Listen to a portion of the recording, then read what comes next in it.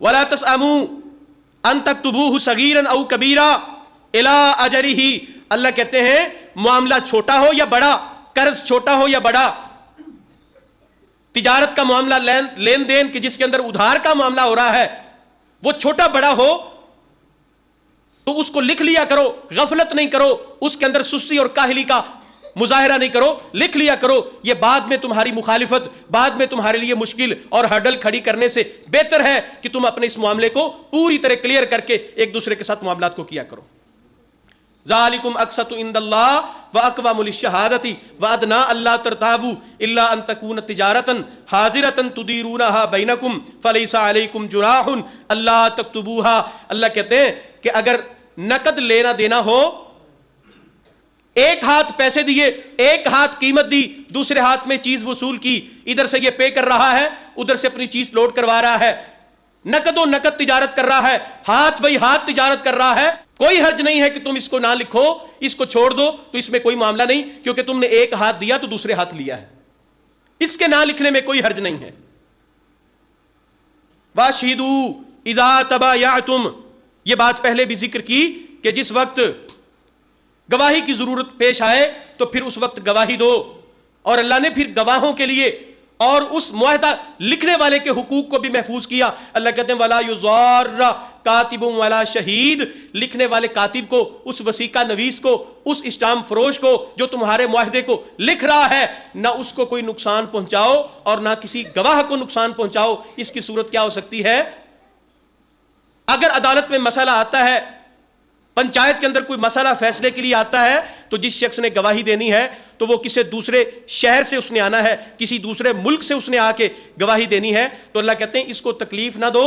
تکلیف نہ دینے کا مطلب کہ اس کے سفر کے اخراجات بھی ادا کرو، اور یہ نہ ہو کہ اگر وہ گواہی سچ حق کی گواہی دے اور تمہارے مخالف ہو تو پھر تم جو ہے اس گواہ کے اوپر چڑھ دوڑو. ایسا بھی نہیں کرنا. نہ گواہ کو تکلیف دینی ہے اور نہ اس معاہدہ لکھنے والے کو تکلیف پہنچانی.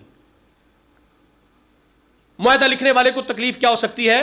یا تو اس کا معاہدہ جو اس کے پاس پیچھے ریکارڈ محفوظ ہے اور وہ گورنمنٹ کو ریکارڈ جمع کرواتا ہے کہ یہ جو سیریل نمبر کے تحت میں نے فلاں معاہدہ لکھا تھا، یہ اس چیز کا معاہدہ لکھا گیا تھا، اس ریکارڈ کو حذف کرنے کے لیے یا اس کو اس کی لکھی ہوئی اس تحریر کے اوپر جو معاوضہ بنتا ہے وہ بھی اس کا نہ کھا جاؤ، ہضم نہ کر جاؤ، بلکہ اس کو کوئی تکلیف نہیں دو.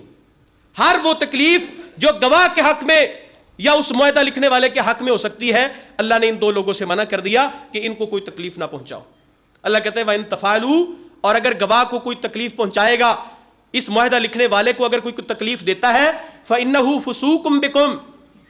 یہ فسق کی بات ہے، یہ صف انسان کو فاسق اور گناہگار، اللہ کی عدالت میں مجرم اور گناہگار کر دینے والا عمل ہے. اللہ کہتے ہیں واتقوا اللہ. اللہ کے عذاب سے، اللہ کی پکڑ سے ڈر جاؤ، بچ جاؤ.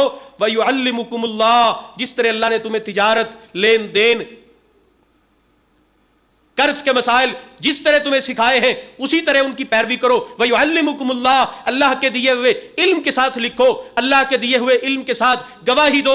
جن جن معاملات میں تمہارا عمل دخل ہے ان معاملات میں اللہ سے ڈرتے رہو. وَاللَّهُ بِكُلِّ شَيْءٍ عَلِيمٌ. اللہ تمہاری ہر چیز کو، ہر حرکت کو، ایک ایک عمل کو، ایک ایک امر کی خبر رکھنے والا، جاننے والا ہے. اس لیے تم اللہ سے ڈرتے رہو اور حق اور سچ کی گواہی دو اور حق اور سچ کے راستے پر چلتے رہو.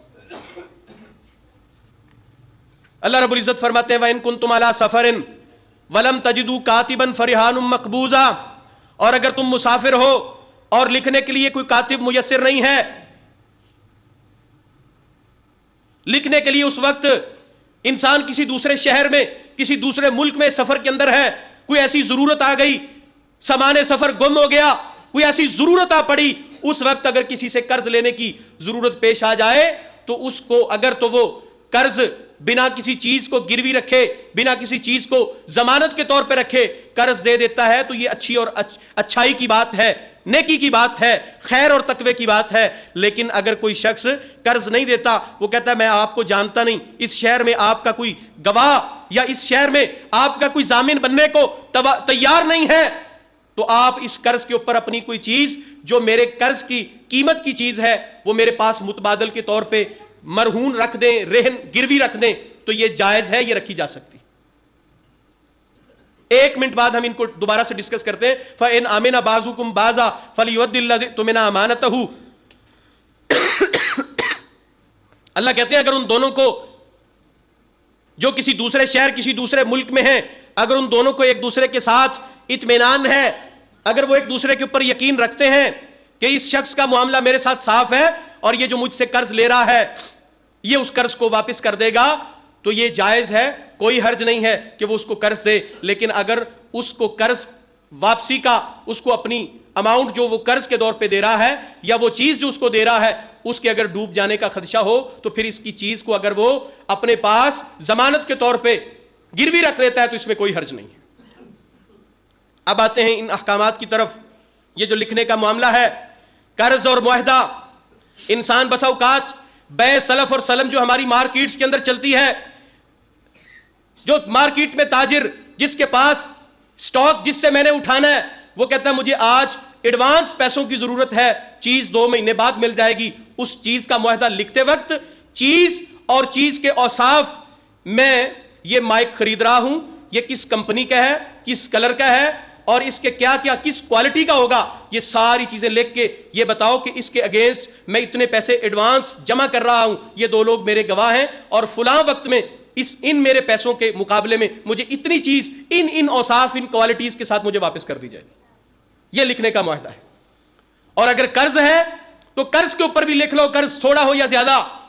لیکن اگر ایک دوسرے کے اوپر اعتماد ہے, نہیں لکھنا چاہتے, تو پھر بھی ان میں سے کوئی لینے والا یا دینے والا کسی ایک کو چاہیے کہ وہ اپنے ریکارڈ میں اپنی ڈائری پہ لکھ لے, تاکہ انسان موت زندگی کا ہے, انسان بھول نسیان کا ہے, انسان بھول جاتا ہے, موت و حیات کا بنا ہوا انسان کس وقت اس کے غبارے سے ہوا نکل جائے کچھ پتہ نہیں ہے. اس لیے پھر اس قرض خواہ کا قرض, اس ذمہ دار کی رقم کو واپس کرنے کے لیے ضروری ہے کہ یہ اپنے اہل و عیال کو ضرور اس بارے میں یا اس کے ریکارڈ میں, اس کے کھاتے میں یہ چیز لکھی بھی ہونی چاہیے, فلاں شخص کا میں نے اتنا قرض دینا ہے.